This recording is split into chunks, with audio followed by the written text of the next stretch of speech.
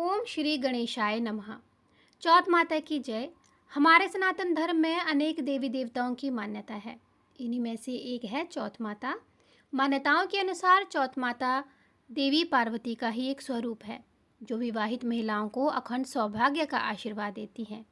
कहते हैं इनकी पूजा करने से वैवाहिक जीवन की हर परेशानी दूर हो जाती है।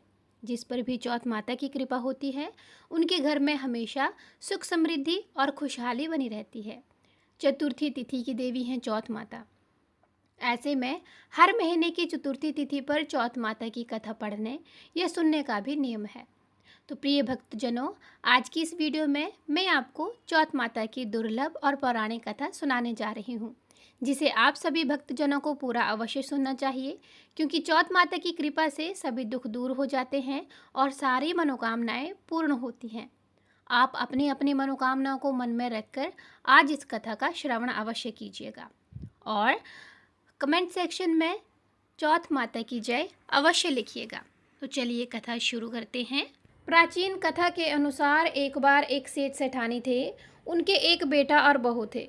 बहू सबको भोजन कराकर फिर स्वयं भोजन करती थी और उनकी एक पड़ोसन ऐसी भी थी जो रोज़ बहू से पूछती थी कि बहू आज खाने में क्या खाया। बहू कहती ठंडो बासी। एक दिन उसके पति ने ऐसा सुनकर विचार किया कि आज तो पकवान बनाए जाएं, फिर देखते हैं कि मेरी पत्नी क्या कहती है। उसने तरह तरह के पकवान बनवाए और घर के सभी लोगों को एक साथ बैठाकर भोजन कराया। आज भी पड़ोसी ने पूछा तो बहू ने वही कहा, ठंडो बासी। सेठ के लड़के ने सोचा, हो ना हो कोई बात तो ज़रूर है जिस कारण मेरी पत्नी ऐसा कहती है। फिर उसने अपनी पत्नी से पूछा, तुम रोज़ ठंडो बासी खाया ऐसे क्यों कहती हो, जबकि हम सब ने तो एक साथ मिलकर कई पकवान खाए हैं। तब उसकी पत्नी बोली, हम सब जो खा रहे हैं वह हमारे बाप दादाओं की कमाई है। जिस दिन आप अपना कमा कर लाओगे उस दिन मैं समझूंगी कि हम ताज़ा भोजन कर रहे हैं। सेठ के लड़के ने इस बात पर खूब विचार किया और एक दिन अपनी माँ से बोला, माँ, मैं एक बड़े शहर में पैसे कमाने जा रहा हूँ। इस पर उसकी माँ बोली कि बेटा, धन कमाने की क्या ज़रूरत है, हमारे पास तो इतना पैसा है कि खा खा के भी ख़त्म नहीं होगा। माँ के मना करने पर भी बेटा खुद कमाने का निश्चय करता है और जाते समय अपनी पत्नी से बोला कि जब तक मैं कमाकर बहुत सारा धन लेकर वापस ना लौट आऊँ, तुम चूल्हे की आग मत बुझने देना। और फिर एक दिन चूल्हे की आग बुझ गई। तब वह मन में घबराने लगी, मेरे पति पर कोई संकट तो नहीं आ पड़ा। वो सोचने लगी कि जल्दी से मैं पड़ोस में से आग लाकर चूल्हे में रख दूं। ऐसा सोचकर वह पड़ोस में गई। वहाँ पड़ोसन चौथ माता का व्रत पूजन कर रही थी। पड़ोसन ने कहा, बहन थोड़ी देर में आकर आग ले जाना। बहू ने पड़ोसन से पूछा कि आप ये व्रत क्यों करती हो, इसे क्या फल मिलता है।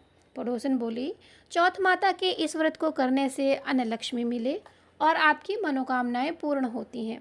अब बहू भी चौथ माता का व्रत करने लगी। दीवार पर चौथ माता बनाई और उस दिन घी गुड़ का चूरमा बनाकर रात को चंद्रमा को अर्घ देकर भोजन करती। ऐसा करते करते उसे बहुत दिन बीत गए।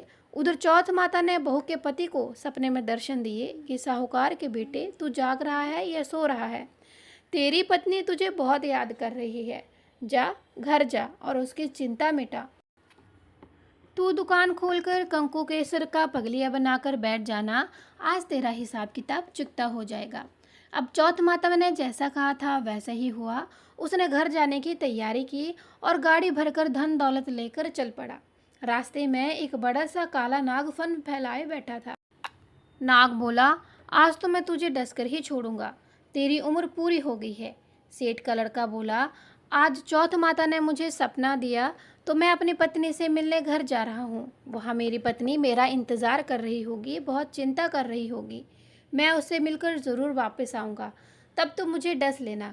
नाग बोला, तुम अगर शपथ लेकर जाते हो तो मैं तुम्हें जाने दूँगा, अगर तुम लौट कर नहीं आए तो मैं तुम्हारे घर आकर ही तुम्हें डस लूँगा।